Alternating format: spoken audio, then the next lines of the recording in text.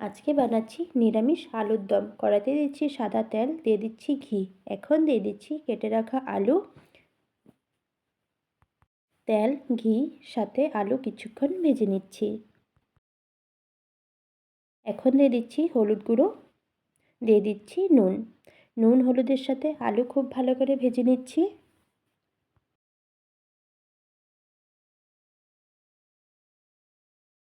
আলুগুলো ভাজা হয়ে গেছে, এখন নামিয়ে নিচ্ছি।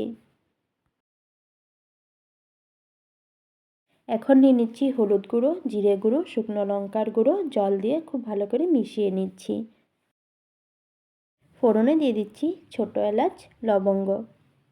এখন দিয়ে দিচ্ছি জল দিয়ে মিশিয়ে রাখা মশলা। মশলা ভেজে নিচ্ছি।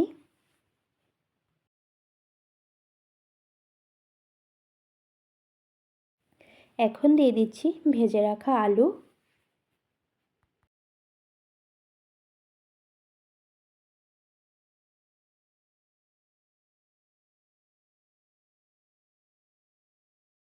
দিয়ে দিচ্ছি চিনি।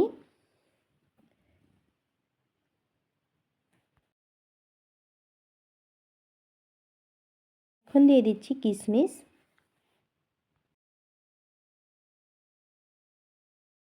দিয়ে দিচ্ছি নুন। মশলার সাথে আলু ভাজা হয়ে গেছে, এখন দিয়ে দিচ্ছি জল।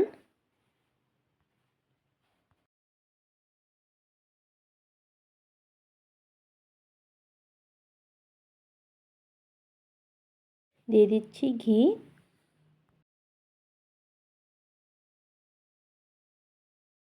নামানোর শেষে দিয়ে দিচ্ছি কসুরি মেথি পাতা।